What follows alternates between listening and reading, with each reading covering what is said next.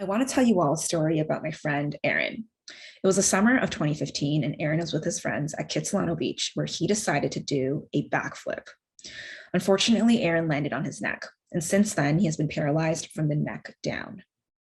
Aaron suffered a spinal cord injury, and for many patients like Aaron, they are immediately rushed to the hospital. Clinicians then follow the current clinical guideline for spinal cord injury management, which is to increase a patient's blood pressure continuously for 1 week.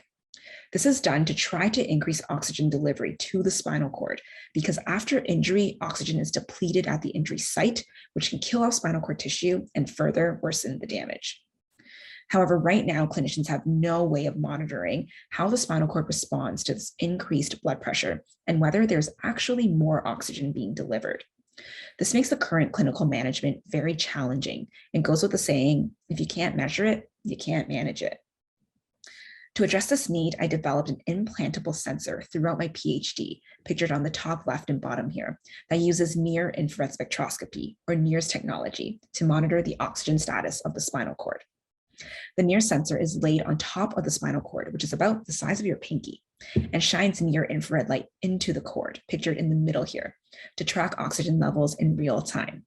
It's essentially like a more complex version of your Garmin or Apple smartwatch that gives you information about your heart rate, but here you get information about oxygen, like the monitor on the top right.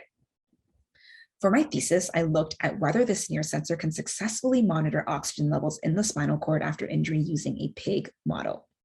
The NIRS sensor was implanted on the spinal cord, and the animal was monitored for 1 week.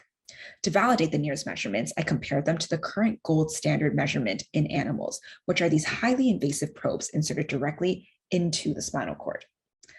I found that the NIRS sensor was able to measure changes in oxygen levels in the spinal cord similar to the gold standard invasive measurement during periods when I experimentally induced high and low oxygen events. I have then worked together with engineers to improve the sensor, such as making it smaller and reducing signal noises, and then testing it in the pig model with each improved version, pictured along the bottom row. From these studies, the NIRS sensor shows that it can monitor oxygen levels in the spinal cord during the first week after injury. We'll be testing the sensor in a clinical trial this fall, and it'll be the very first time we evaluate the NIRS sensor in humans.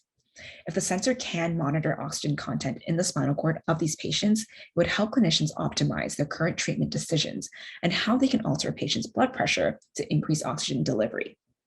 My end goal is to develop a tool that can improve the clinical care for those who have suffered a spinal cord injury, like my friend Aaron, and ultimately improve their chances of recovery. Thank you.